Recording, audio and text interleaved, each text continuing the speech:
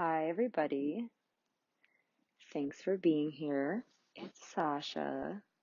That's my name. This is my pod. I am a mess, but also delicious. It's about how life is all of the things, and that's okay. It's okay to experience everything and live your life, whether you're invested or interested in wellness or not. I think we all are to some degree, really. Um, yeah, just depends on how that translates for you. I'm coming to you live from my friend's apartment, Jamie, love you, where I'm staying right now.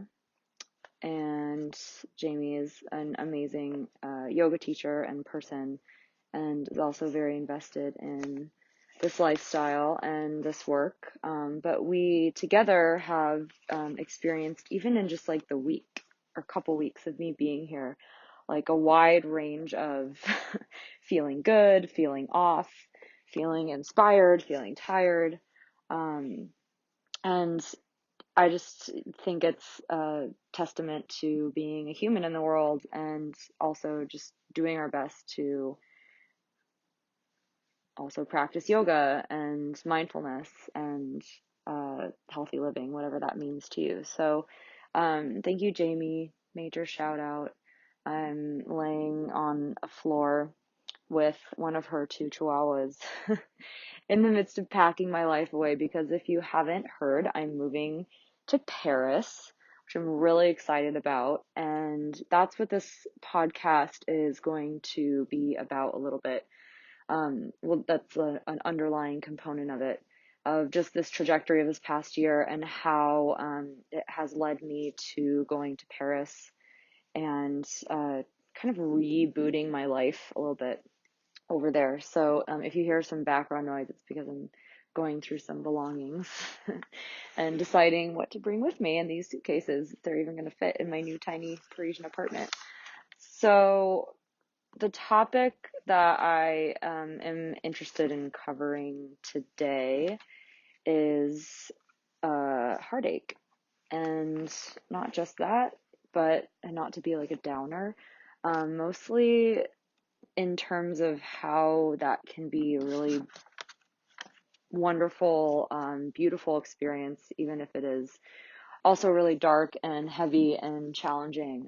Just what can come out of it, and also how to like practice self-care and wellness when you're going through something so deep. Because I think it's really easy to like lose ourselves in grief and sadness and pain and just kind of, fuck everything and not want to deal with the work, whether or not you want to call it work, of taking care of ourselves, or meditating or like sitting with the emotions that we feel, because they can be so deep and it sucks to have to sit with them.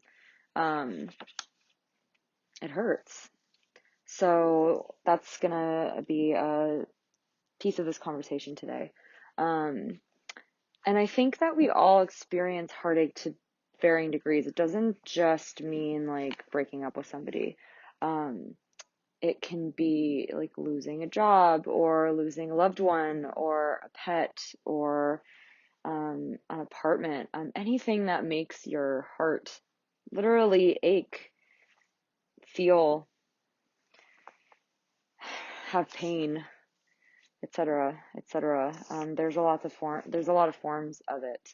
Even like, I mean, not like, it's temporary heartache, but when you see like an animal on TV, I'm like always that person that will watch those commercials of the ASPCA, Sarah McLachlan singing Arms of an Angel, and there's a pet looking at you from behind.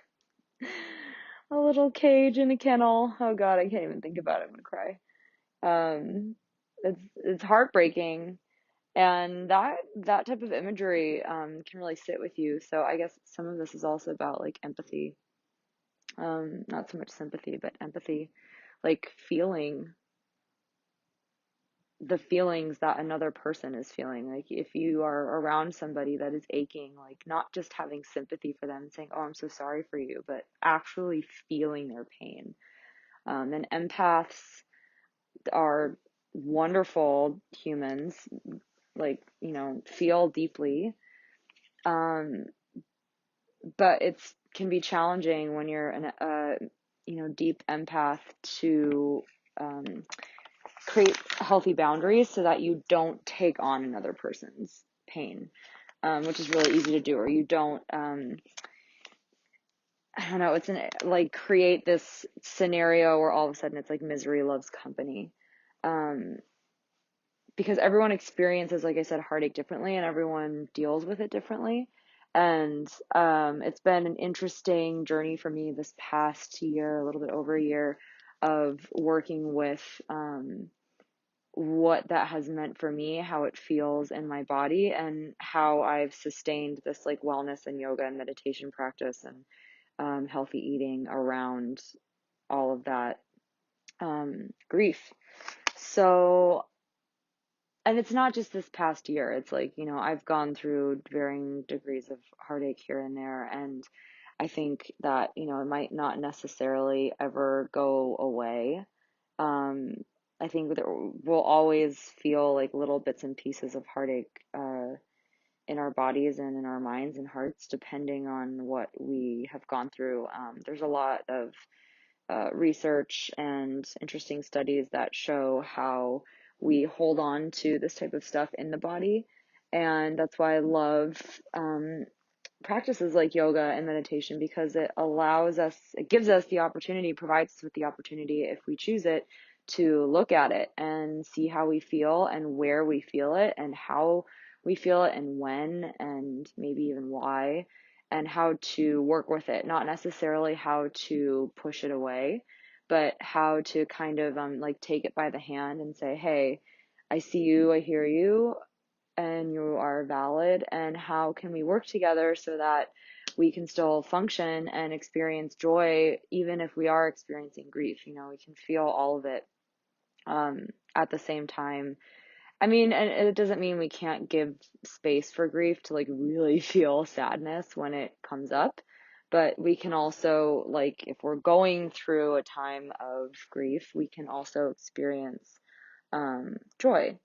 So, like, joyful moments, basically. Like, if we're having like going through something maybe internally, it doesn't mean that we can't go out and like have fun with our friends, or like see somebody or see a movie and laugh. Like, it doesn't mean that like laughter is no longer available to us.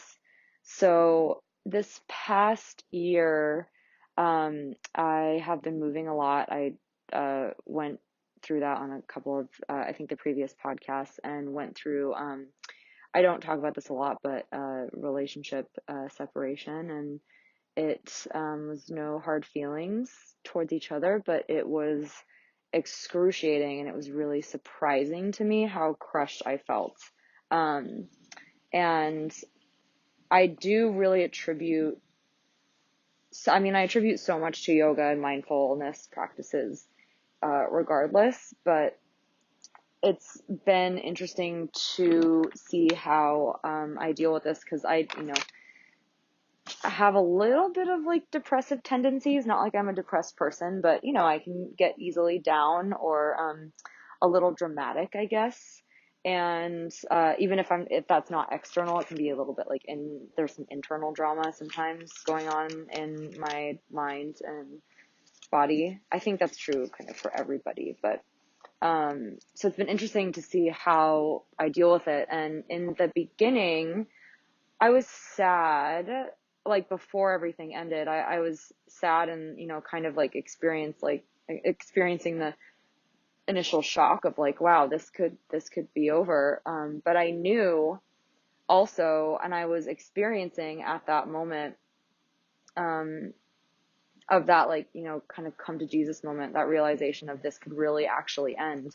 I was noticing this community around me and like how held I felt in those moments, just the initial moments. Like, God, I just felt so supported by my friends and my family, and life was good. I was doing what I wanted to do. I was relatively healthy. I was experimenting with Ayurveda and feeling really good and going through some changes there, but and like had some health things here and there that weren't detrimental to having a good experience in the world, um, or didn't take me away from my job or my friends. And I was sad, but I was also hopeful, weirdly hopeful. Um, Not weirdly, I guess, but I was hopeful. I was like, you know what? I know that whatever happens, I'm going to be okay. Um, but nothing had really happened yet. It was just this kind of like preemptive knowing. So as this is all happening, I'm continuing with my practices, like practicing yoga, teaching yoga, which is just what I love to do, being around my community, hosting events for meditation and sometimes even nutrition and yoga and just all around mindfulness, like doing corporate events with my friend, with a few friends, and feeling really good about the work I was doing and my my own work on myself, even though, things in the relationship, which is interesting because I think sometimes that is what can really make or break a relationship, just because you're having all these self-realizations and you notice like what can be good for you and what is not good for you, and all of that can come to the surface.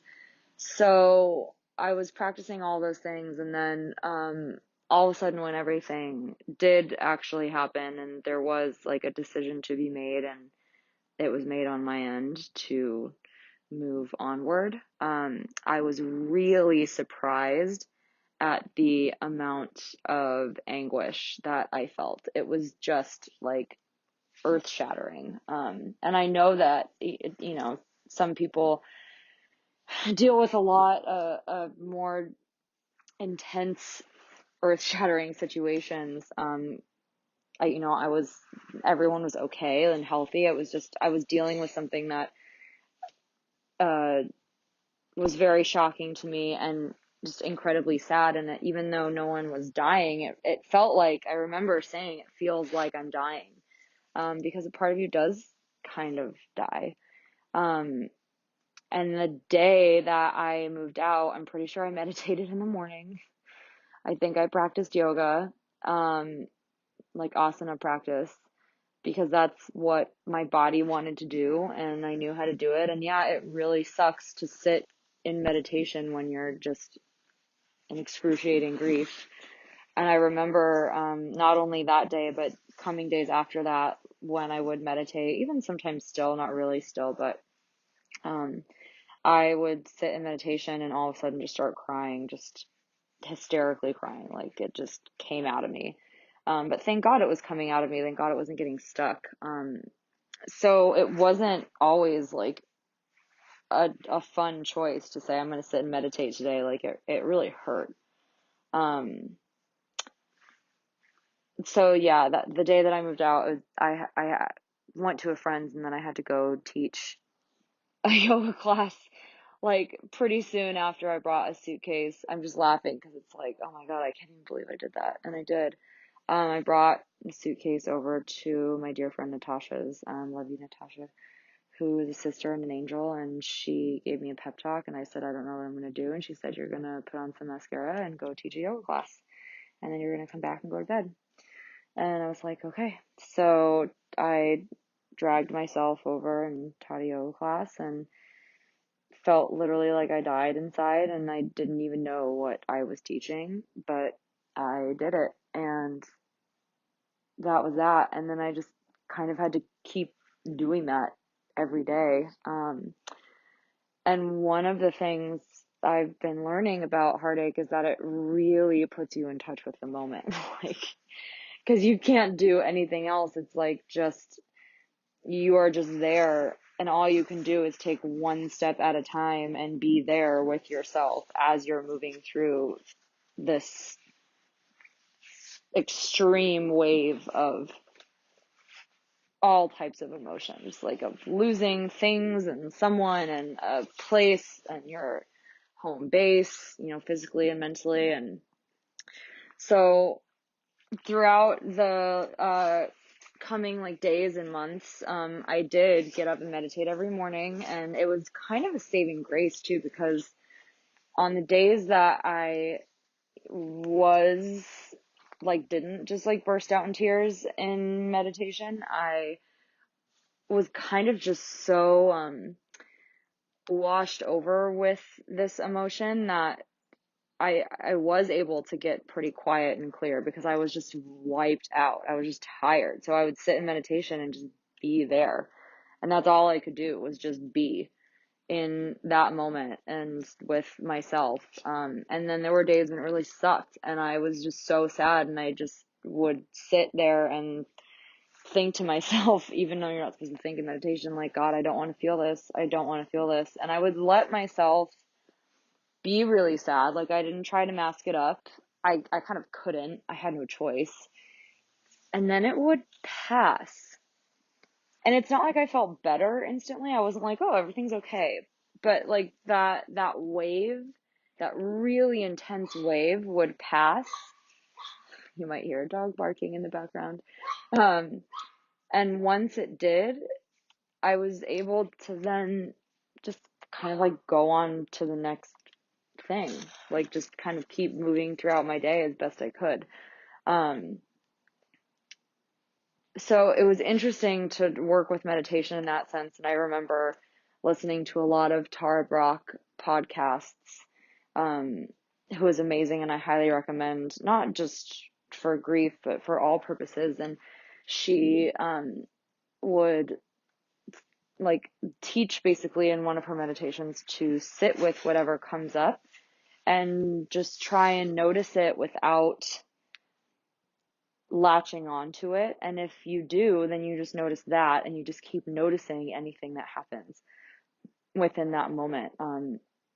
And if something does come up that's really challenging, you can sit with it and think of like holding its hand, or getting to know it, or getting to know yourself, holding your own hand, just creating a really loving space for that sadness to exist. And if it was too sad, then you say like, thank you, I'm not ready to look at this right now, and let it go, and bring something to mind that feels nurturing and like home. It can be like a person or a pet, or just something that is really soothing to you. And one of the other things that she had mentioned was noticing that these moments are not permanent. That, as we are able to sit with circumstances like this, we'll notice how they move through us, and how they move through the moment and our general awareness.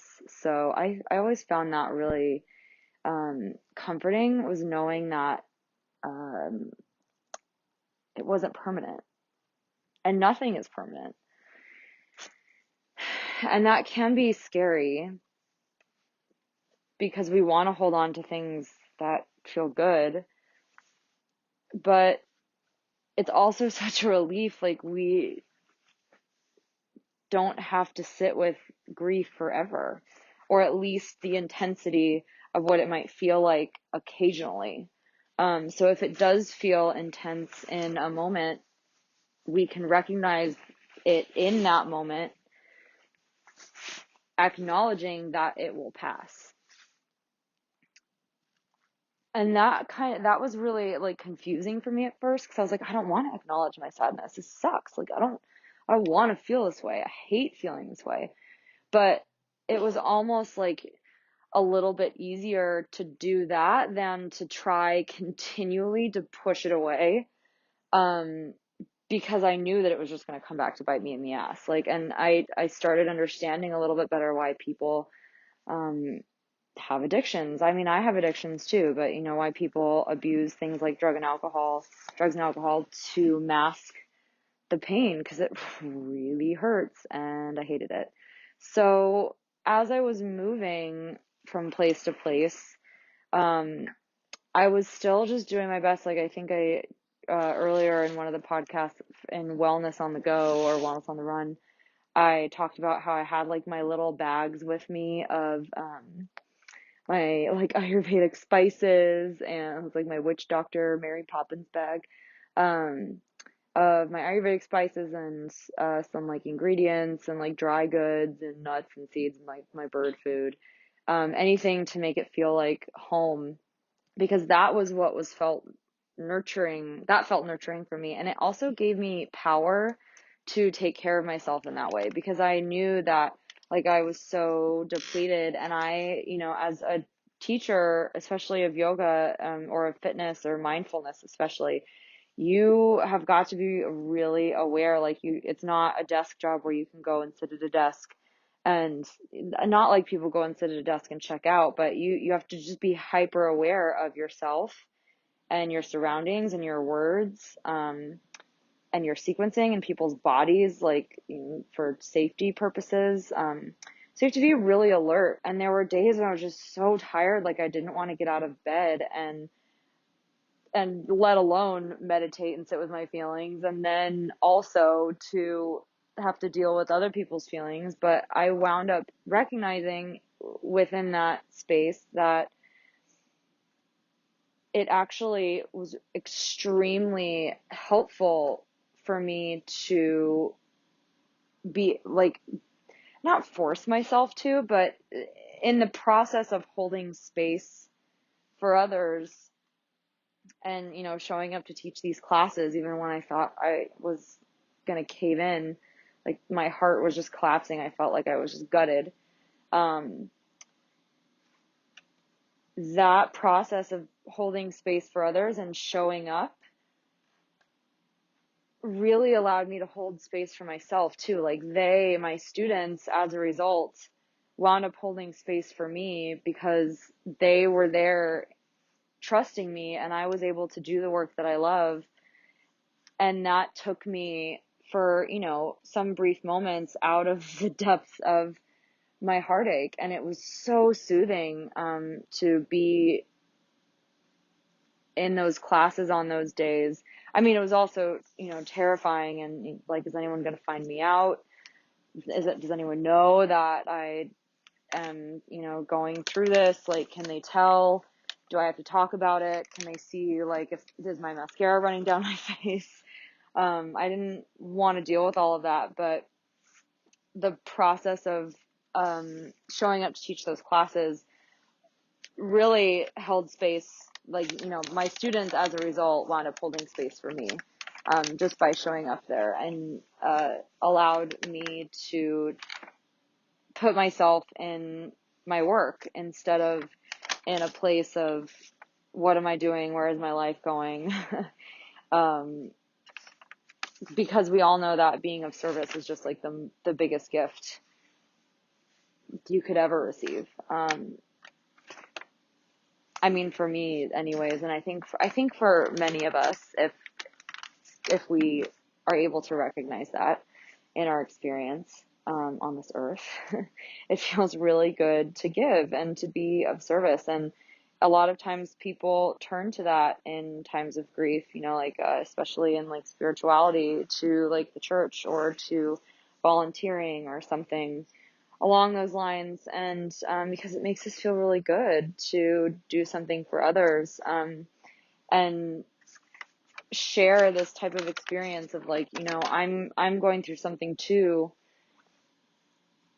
but and by helping somebody else, by serving somebody else, another community, even if it's just like an animal, you wind up serving yourself. And I think that's really important to remember in times of sadness and transition, is to, give space for yourself in whatever way you need to do. For me, it was through, obviously yoga, meditation, nutrition, also dance. Dance is my first love. And so I've always been a mover. And for me, going to dance class throughout this time just was like such therapy. Literally just like shake your shit out. And God, it felt so good to do that. So like be able to hold space for yourself, like do things that feel really good to you. That is a mindful act, like whatever it is, that is being mindful of yourself. It doesn't have to be meditation, but doing something like recognizing how you feel and how you want to feel and what makes you feel good and what can soothe you in those moments.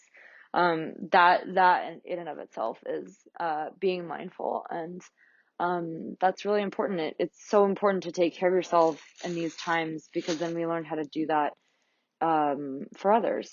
So, and we learn how to move through stuff, and like we recognize our resilience and also our community and our ability to take care of ourselves and to let other people take care of us. Like during this time, part of being, like what I guess like a wellness component of this situation that I was in, and just of this situation in general for other people, is letting others also support you. Like, I guess it depends on where you fall on the spectrum, on if you rely on people or if you are like a stubborn go-getter like me, that I'm like, I can take care of myself.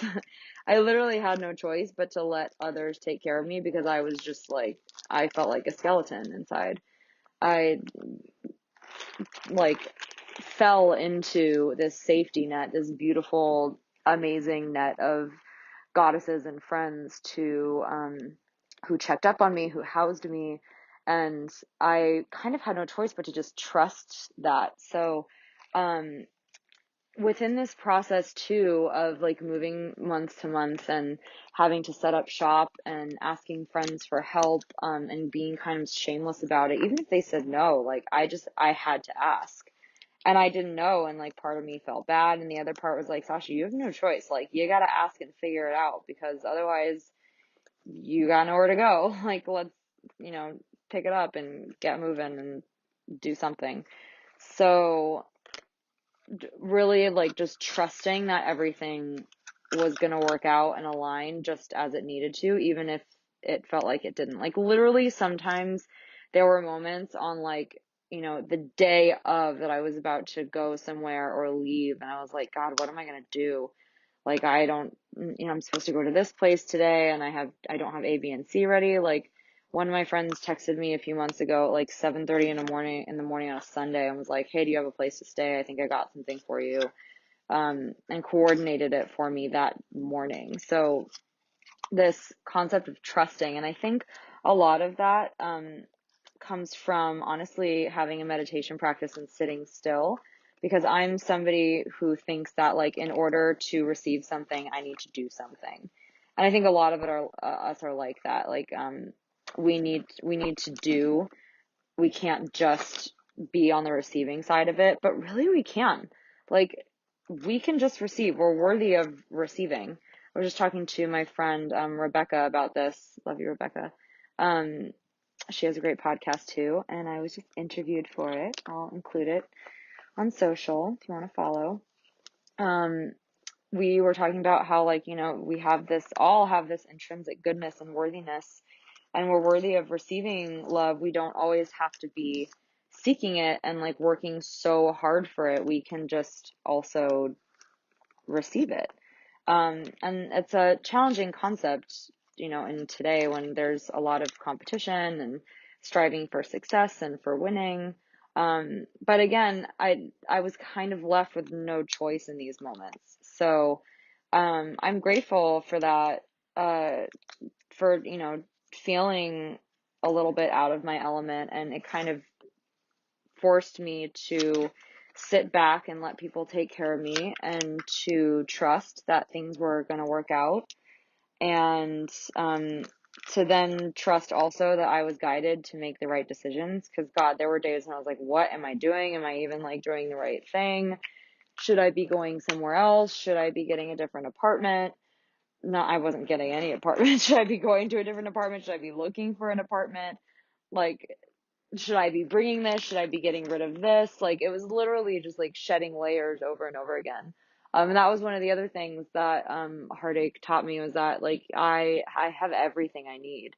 Like I can't cover this up. Like nothing is going to make me feel better. Um, I can't buy my way out of this. I'm not going to go buy a pair of shoes and be like, oh, well, I don't feel sad anymore. Like maybe for a moment, but it's not going to cover anything up. And that doesn't mean you can't do that. That doesn't mean I didn't go and like have glasses of wine sometimes and have fun. This process really deeply taught me that I wasn't gonna buy my way out of this. Like I really had to go through it. I had to walk through the fire. Um, and I'm so grateful for yoga and mindfulness and all this work, um, for that reason, because within this process of learning how to trust, of how to minimize my belongings to the essentials of what I need, to sit with grief and sadness, but also allow myself to experience light and love and community in the process, like, still trying to go out and have beverage like matcha or breakfast with friends, even if I just wanted to like sit at home and cry. Some days I did do that. I really did. And weekends were really hard because those were times that I typically spent with my partner, and I did not want to be alone. And sometimes I was, and I'm here to tell the tale. I made it. But it sucked in the meantime, and I had to go back again to that practice of, well, what am I feeling? I'm feeling sad. What does that feel like to be sad? I don't want to feel this at all, but here I am feeling it. And I moved through it. And sometimes it was just excruciating, but I found things that made me feel good. Like, oh man, went through a phase of watching the BBC, Pride and Prejudice, like over and over on repeat. God, it was just so much fun. My friend Katie and I just used to watch that, the Keira Knightley version in college over and over again. And for some reason I found that and it was incredibly therapeutic for me. And I loved to like just cook. So I did things by myself. Like I took that opportunity to, um, be like, oh, okay, well, what do I want to do right now? Like, I want to cook, so I would spend hours doing that. Or like, I should be working, but I don't want to work, so I let myself not work and just like hang out and uh, zone out on Pride and Prejudice. And what else? Oh God, I started watching Sex and the City again. That was amazing. Always a good idea, you guys. So getting to know myself again and what I wanted to do. And even if I was feeling really shitty and sad, I was able at least to take a lot of opportunities to experience something that also made me feel good. So I wasn't just like down in the fucking dumps all the time. And if I was, then I had something to mitigate it. I had something at least to like soften the blow a little bit, or open some light, um bring some lightness to those moments. I remember one day when I was staying at Natasha's in the beginning, she was like, hey, we're gonna go see a movie, you meet me at this time at this theater, okay. And that was that. And I was like, all right, I guess I should leave the house. And if I didn't want to, she wouldn't have cared and it would have been fine. But it was nice to just have somebody say like, hey, I want to see a movie, come out, like, let's just relax and enjoy a show together and it'll be great. And it is. And sometimes it can even, like art is so healing and has such an amazing, has amazing therapeutic qualities, even if it is just a movie. I forget what we saw, but I remember, it being really sweet, and then, getting to talk about it afterwards and not like be in your own sadness, or maybe even being able to relate to it or be inspired by it. So I was so grateful for stuff like that. Like, not that that's like, a wellness type practice, but it actually really is, just to like be a person in the world and go out and do things that make you feel good. Um, Not that, again, like, not that it's going to mask it up. And I'm not saying to like go out and like, I mean, do whatever you want, even if it's going out and like smoking weed and drinking a bunch of wine and going dancing. I mean, I did that a little bit in Paris and it was great. But I also, I did that with the knowledge of like, I know that this is not a means of sustainable, um, well-being. Like it'll be fun in the moment and then I'll go back and, you know, be, feel however I feel. But it does lift spirits, like just to be a little bit messy and like have fun in a way that might not be like going out and like meditating and doing a yoga class. And that's great too. But like sometimes you also just need to go out and like rage a little bit in your own way, whatever that means. And for me, that was that, like going out and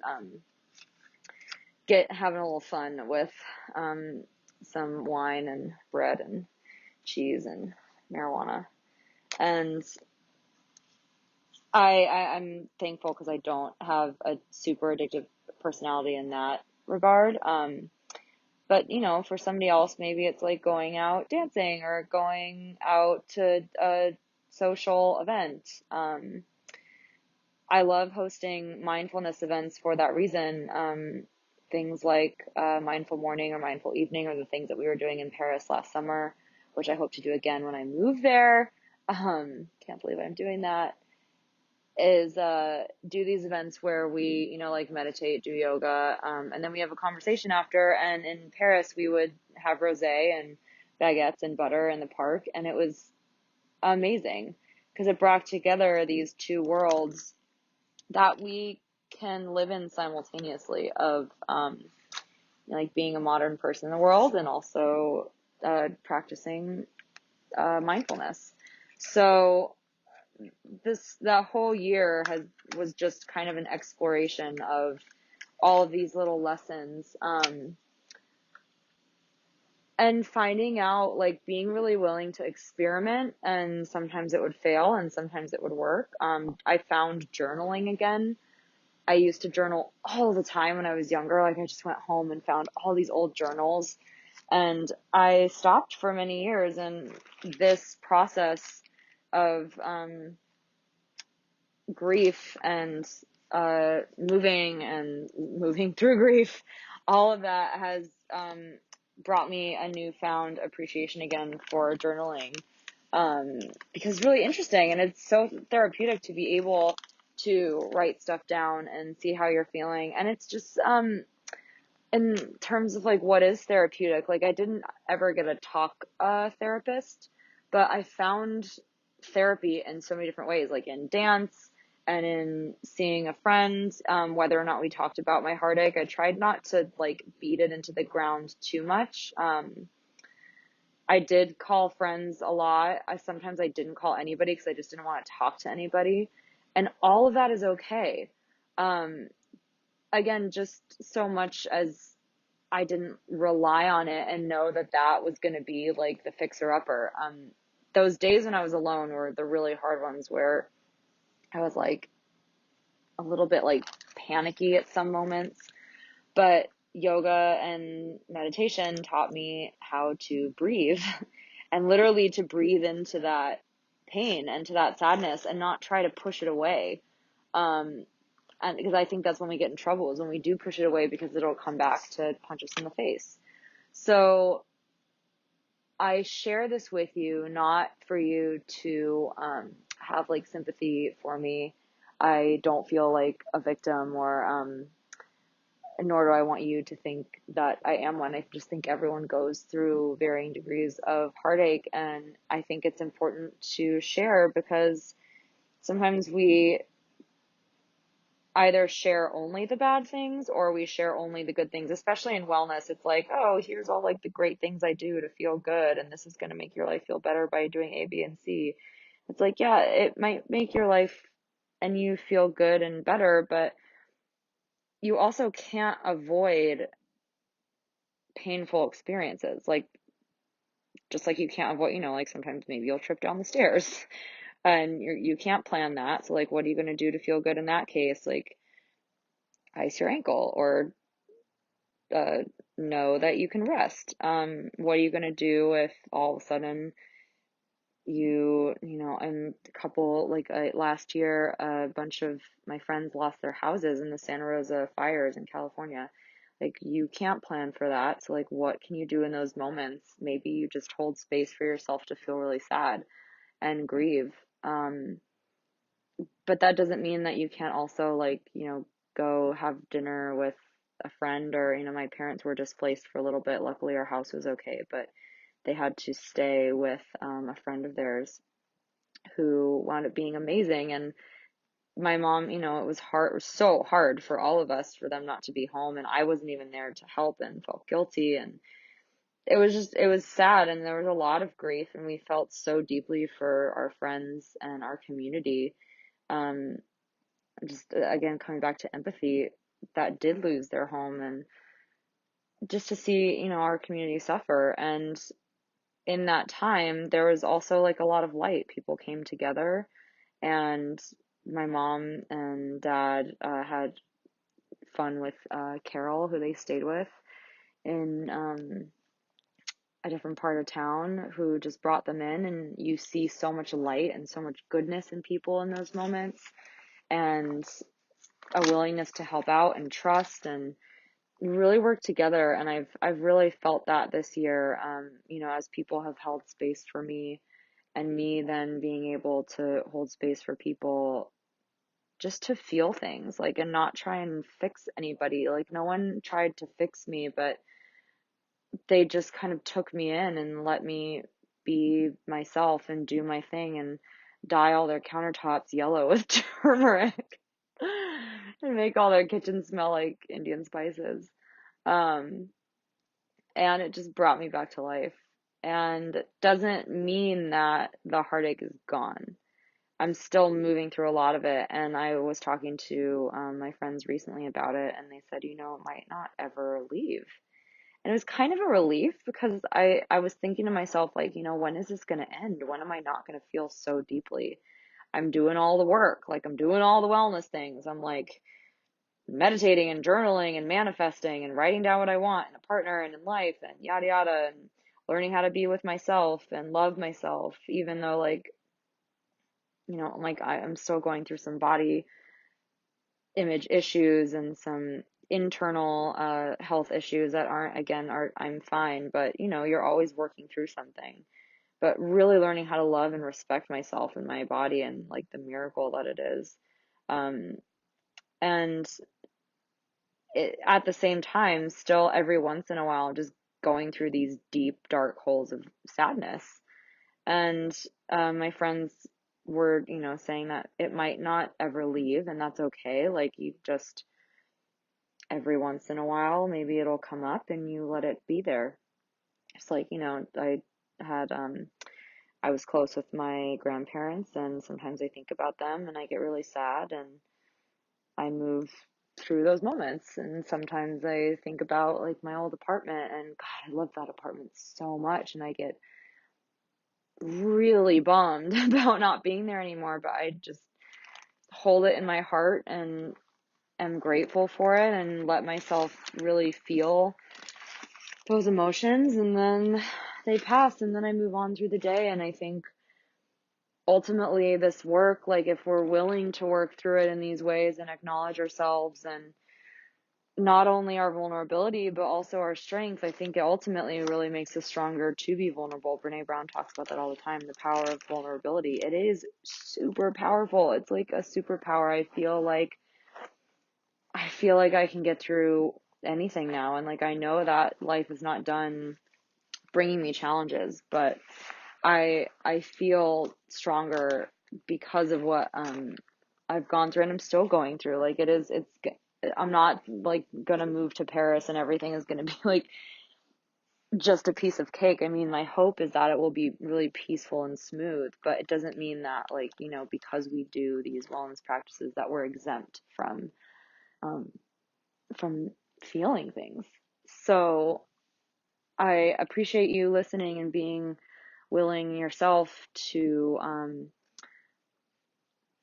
experience all the range of emotions that this life has to offer us, and learn from them and learn from each other, and let me share with you. Thank you. I hope that this was somewhat, I don't know, I guess inspiring, and offered some insight of how to inspire you to move through periods of um, heartache, whatever it is, and still maintain whatever wellness practices feel good and right for you. So life is a mess, but also really delicious.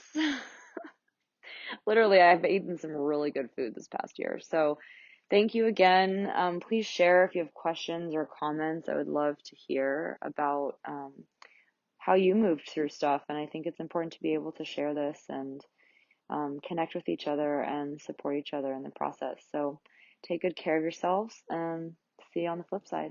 Bye, everybody.